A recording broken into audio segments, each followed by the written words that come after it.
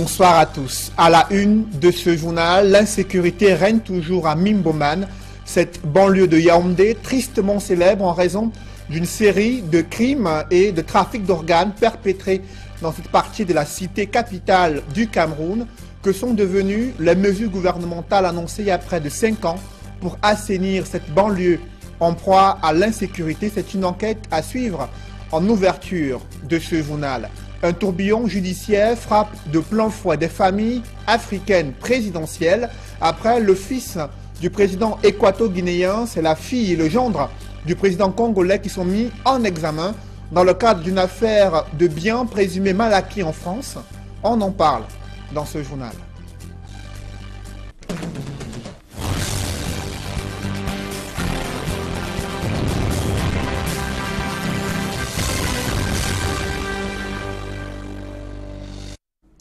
Merci de suivre cette édition complète de l'information sur Equinox Télévision.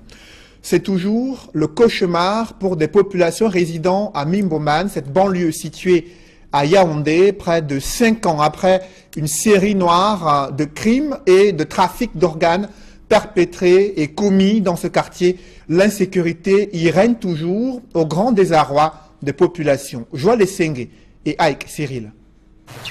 Le calme n'est toujours pas de retour à Mbomane. Près de 5 ans après les crimes rituels qui ont ébranlé ce quartier de Yaoundé.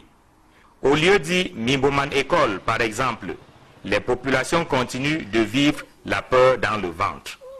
L'insécurité ici, en minute tu ne passes pas ici là à Mbomane École. Vous voyez non? On va t'agresser. Allah, je dis la vérité. Mais pendant nous sommes encore ici, là même, l'eau à boire, il n'y a même pas. Même la lumière, il n'y a pas. On souffre. Je te dis que la souffrance qui est à l'école, c'est comme si il y a la sorcellerie ici. L'insécurité dicte donc sa loi à Mbomane École. Moi, surtout qui revend la nuit, il y a les jours que tu arrives ici. C'est ici que les bandits restent pour fumer. Donc je suis obligé d'appeler à la maison qu'on vient me chercher. Donc quand on avait les brousses comme ça, c'est là où ils restent pour nous attendre. C'est finalement le pont de tous les dangers à Mbomane École. L'eau qui déborde ici en saison de pluie en rajoute au malheur des populations. Quand il pleut là, pour traverser ici, il faut que tu enlèves les chaussures. On entre dans l'eau avant de traverser. On ne sait même pas pourquoi le gouvernement nous a oubliés. Parce que vraiment notre route de l'école, d'ici jusqu'au terminus, tu ne peux plus passer par l'école. Nous sommes obligés de contourner par le dispensaire pour aller au terminus. Parce que notre route, c'est grave, c'est trop gâté. Au dit des populations, l'argent destiné à la construction de ce pont aurait été détourné il y a belle lurette. Le pont là, on dit que c'est un ministre qui avait donné l'argent à une femme, qui avait donné le contrat à une femme là, pour nous construire le pont là. La femme a pris l'argent. Les gens qu'elle avait employés là-bas, les gens là ont bouffé l'argent, la femme même a bouffé tout l'argent, le pont est resté. Voilà le pont que vous voyez là. Nous traversons à pied. C'est un monsieur qui nous avait fait le truc qui sont en bois là. Un volontaire qui nous a fait ce que vous voyez en bas là. Mbomane abrite pourtant une gare routière pour des passagers à destination ou en provenance de la région de l'Est Cameroun. Mais le visiteur qui débarque dans le quartier fait face aux routes poussiéreuses et aux hautes herbes qui entourent quelques maisons. On dit que la route ici là, l'argent était déjà donné, on avait déjà bouffé depuis. La route, nous on souffre. Et il n'y a pas de route. Vraiment, c'est la honte. Vous me voyez. La vie a finalement du mal à reprendre son cours normal au quartier Mbomane. Aux crimes rituels perpétrés ici il y a quelques années, s'ajoutent des actes de vandalisme qui rendent les populations de plus en plus inquiètes. C'est une ambiance inhabituelle au quartier Briqueterie à Yaoundé. Certaines familles, au-delà d'un réveil timide en ce jour férié, certaines familles musulmanes ont passé une mauvaise fête du Ramadan, faute d'argent. Par contre, des commerçants ont le sourire.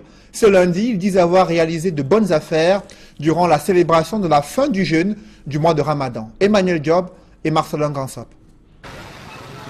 Le réveil a été difficile au quartier Briqueterie.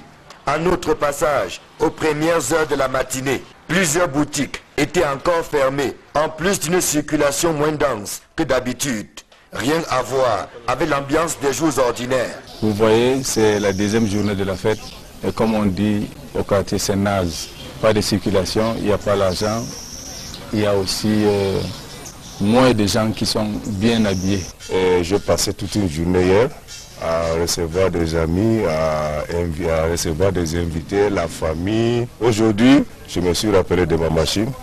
Comme je passais toute une journée hier écarté de la machine, mais je suis là. Je viens d'arriver comme ça. Il faut que je reste au moins 30 minutes. Mais parmi les fidèles, des voix s'élèvent pour regretter une célébration qui n'est pas à la hauteur de leurs attentes. La faute à l'absence des moyens financiers.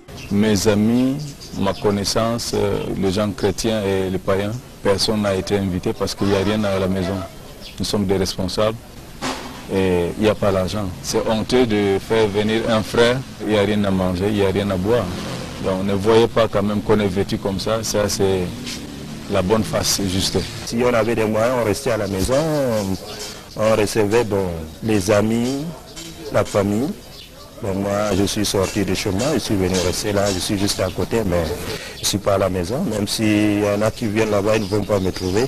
Mais d'autres avouent qu'ils se sont plutôt bien frottés les mains cette année. C'est le cas de certains couturiers et bouchers que nous avons trouvés en plein exercice, malgré la fatigue de la veille. Ça fait déjà 5 ans qu'on n'a pas fêté les assises. Cette année, vraiment, on a beaucoup vendu. Avec mon petit comptoir, j'ai vendu 5 peu hier. Ce matin, tout le monde est à la maison. Mais il y a quand même certains qui sont sortis pour acheter la viande encore. Il y a certains qui n'ont pas invité leurs amis. Mais aujourd'hui, la fête continue encore 16 heures. Tout le monde était heureux, tout le monde m'appelait par-ci, par-là pour me féliciter, me remercier par rapport à leur tenue. J'ai pu quand même livrer toutes les commandes qui étaient quand même destinées pour la fête. Ça s'est bien passé. La fête du Ramadan se poursuit et ceux qui ne la ressentent pas encore ne désespèrent pas de voir l'horizon s'éclaircir. Ce lundi est encore une journée déclarée ville morte à Bamenda, chef-lieu de la région du Nord-Ouest, et les autorités locales reconnaissent leur impuissance devant la persistance de cette désobéissance civile. Cette situation a engendré en l'espace de quelques mois une paralysie des activités économiques avec des pertes évaluées à plusieurs milliards de francs CFA. Ces chiffres sont du délégué du gouvernement auprès de la communauté urbaine de Bamenda. Il était face à la presse à Douala.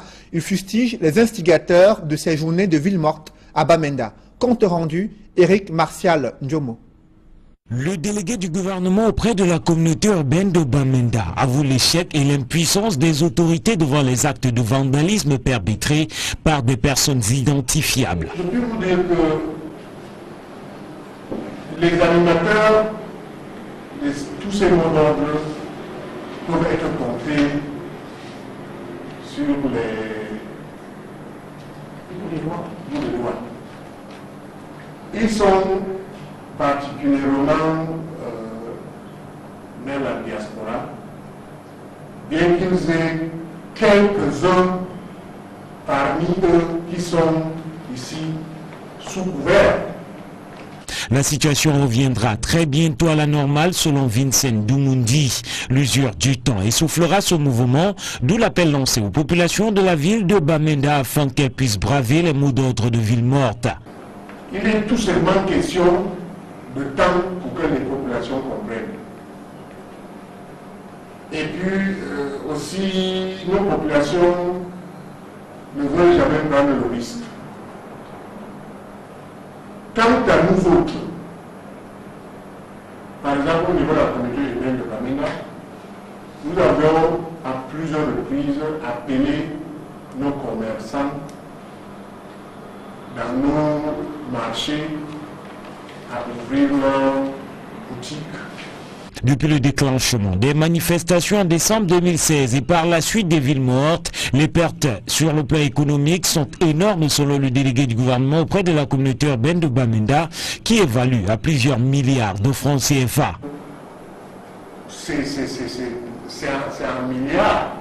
Quand vous avez un marché comme les marchés de Bamenda qui n'ouvrent pas un lundi ouvrable ou un mardi ouvrable, vous pouvez imaginer les conséquences. Et puis n'en parlons pas les structures qui sont brûlées, le marché central, le marché food market, les écoles, les centres de santé. De leur côté, les populations de la ville de Bamenda estiment que les nombreux problèmes de développement qui minent le chef-lieu de la région du Nord-Ouest sont liés aux lacunes et manquements du délégué du gouvernement auprès de la communauté urbaine de Bamenda.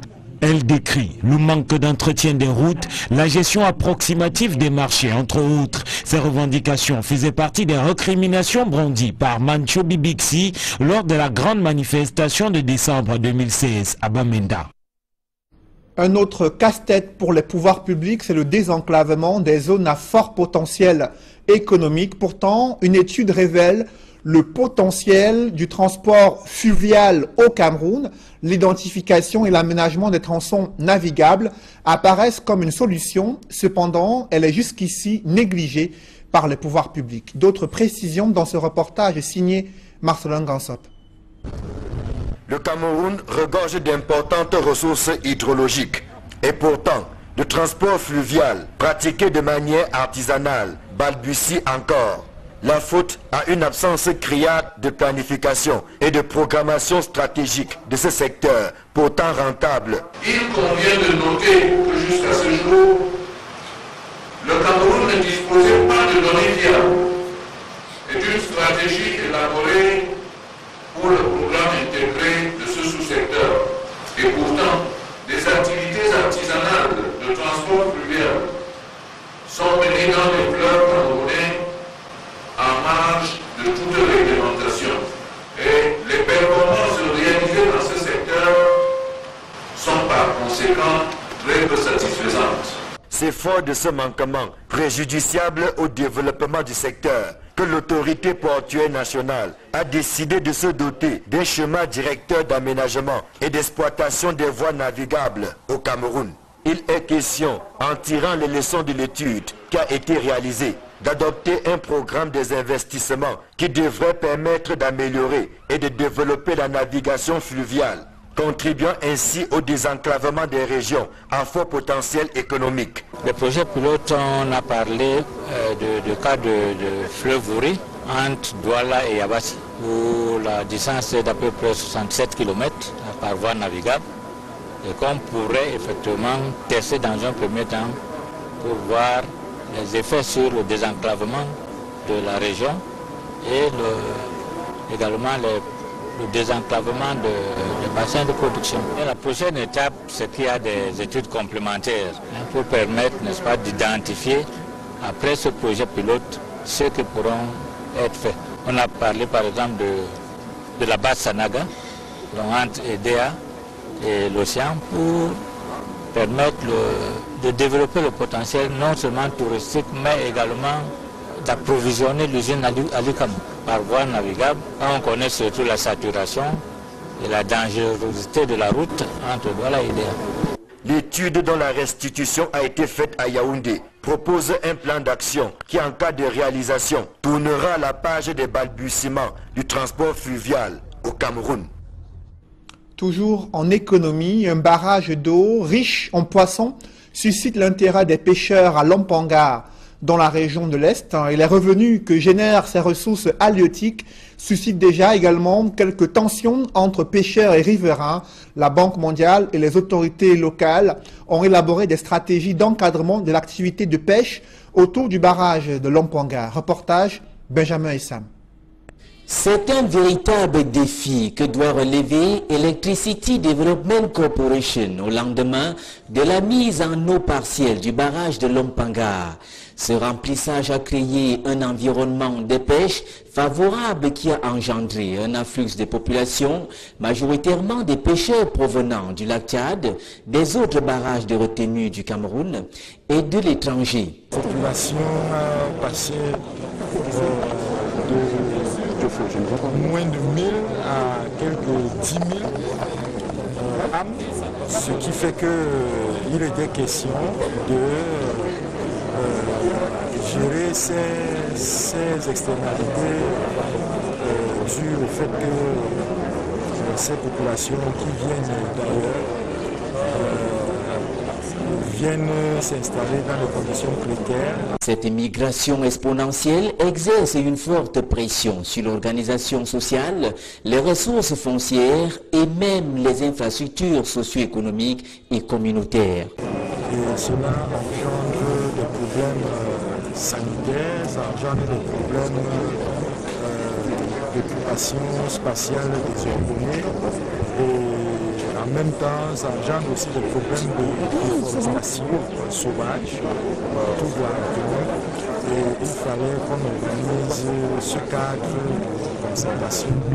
D'où l'urgence d'adopter un plan d'action intégré et concerté pour le développement durable du bassin de Lompangar dans la perspective de la mise en place d'un parc industriel intégré. Trouver des solutions durables, d'autant plus que le PGES du projet Lompangar avait déjà anticipé sur ces impacts du projet et avait préconisé des mesures qui sont en cours de mise en œuvre, mais comme c'est un PGES qui est limitatif dans le temps, il fallait qu'on trouve des mesures qui seront durables et qui vont être encadrées.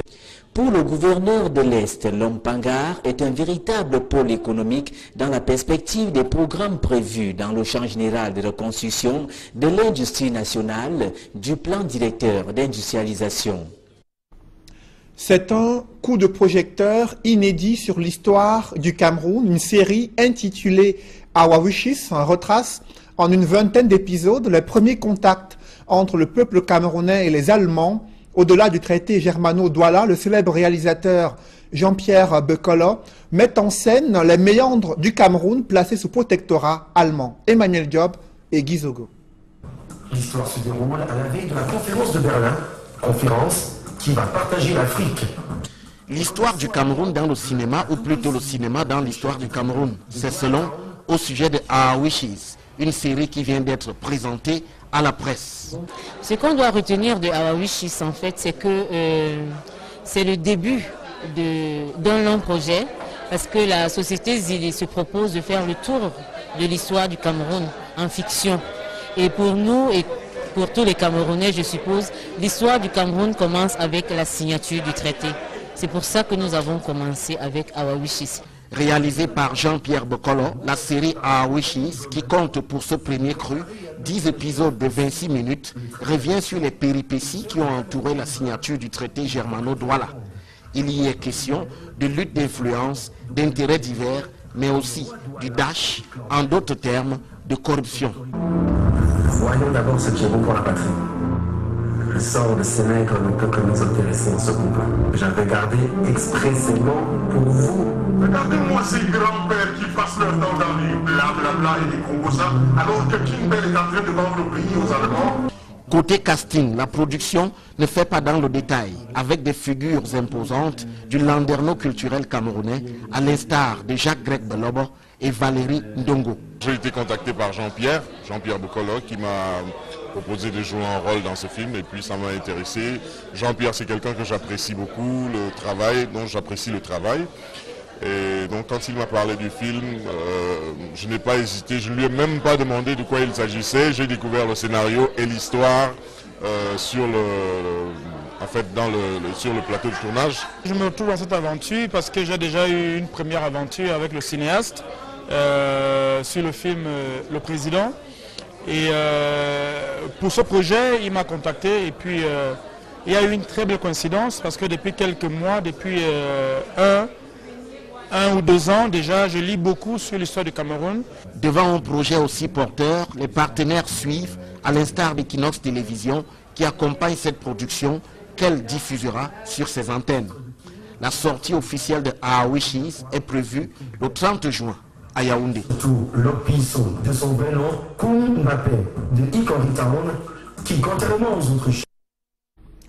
Je vous le disais en titre, un tourbillon judiciaire frappe de plein fouet des familles présidentielles africaines après le fils du président équato-guinéen, c'est la fille et le gendre du président congolais qui sont mis en examen dans le cadre d'une affaire de biens présumés mal acquis en France. On en parle dans ce reportage de Gladys Sidier. Après le neveu du président Sassou Nguesso, Wilfried Nguesso, au mois de mars, des juges d'instruction parisiens ont mis en examen Julienne Sassou Nguesso et son mari Guy Johnson pour blanchiment de détournement de fonds publics. Dans le chapitre congolais, les juges s'interrogent sur l'origine des fonds qui ont permis à Julienne Sassou Nguesso et son époux d'acquérir en 2006 un hôtel particulier de la banlieue UP de Paris comportant 7 pièces et une piscine intérieure pour un montant de plus de 3 millions d'euros. D'importants travaux y avaient ensuite été réalisés entre 2007 et 2011 pour une facture de 5,34 millions d'euros. L'avocat de la famille Sassou Nguesso refuse de commenter le fond de l'affaire mais dit avoir introduit une demande pour faire annuler ces deux dernières inculpations. Cela porte à 3 le nombre de proches du président congolais désormais mis en examen dans ce dossier. Dans cette vaste enquête, dit de bien Malaki, le premier procès s'est ouvert la semaine dernière devant le tribunal correctionnel de Paris où le fils du président équato-guinéen Théodorin Obiang doit répondre notamment de blanchiment de détournement de fonds publics. Place ce 26 juin aux témoins. La partie civile en a cité 6 et la défense un seul. Les magistrats financiers tentent de déterminer si les fortunes de 3 familles présidentielles, celle du feu Omar Bongo du Gabon, de Denis Sassou Nguesso du Congo-Brazzaville et de Théodoro Obiang Nguema de la Guinée équatoriale, ont pu être bâties en France grâce à des deniers publics détournés de ces pays, avec l'aide d'intermédiaires et de sociétés offshore dans des paradis fiscaux. C'était les dernières images de Marc-Vivien Fouet, lion indomptable, qui est décédé en plein match lors d'une Coupe des Confédérations, lors du match contre la Colombie. Un public reportage dans ce journal, la Société anonyme des brasseries du Cameroun, qui s'engage dans la protection de l'environnement. Elle a convié la communauté estudiantine et les autorités à pouvoir toucher du doigt les succès de sa démarche qualité, hygiène, sécurité, environnement. Reportage. À l'occasion de la journée mondiale de l'environnement qui s'est déroulée le 5 juin, le groupe SABC a partagé sa citoyenneté dans le domaine de la préservation de l'environnement avec une centaine d'étudiants, membres d'associations pour la protection de l'environnement. La visite qui a eu lieu le 1er juin 2017 à l'usine Koumassi était conduite par le directeur Sûreté, Sécurité et Environnement, Étienne Moungui, en présence des responsables de la délégation régionale de l'environnement, de la protection de la nature et du développement durable du littoral. Un appui logistique a également été apporté à la délégation régionale de l'environnement, de la protection de la nature et du développement durable du littoral pour les travaux d'assainissement sur le drain du Kombi à Douala. Les 2 et 3 juin à Garoua, face à l'école publique de la Benoué, et à Douala, au lycée Dios, le personnel du groupe SABC a reboisé plus de 10 000 m² de terrain. Au total, c'est 1030 plantes de nimiers, palmiers royales, terminalia et rosiers qui ont été plantés. À travers cette opération, le groupe SABC assume sa responsabilité sociale en faveur de la protection de l'environnement. Protéger l'environnement, c'est protéger les populations et participer à la protection de la planète. Alors nous, groupe SABC, on a posé cet acte et on le pose toujours chaque année d'ailleurs parce que dans notre stratégie, nous avons des préoccupations environnementales. Nous sommes une société leader et en tant que leader, ce groupe se doit d'assurer, n'est-ce pas, ses responsabilités sociales. À sa suite, le délégué régional de l'environnement, de la protection de la nature et du développement durable du littoral témoigne sa satisfaction.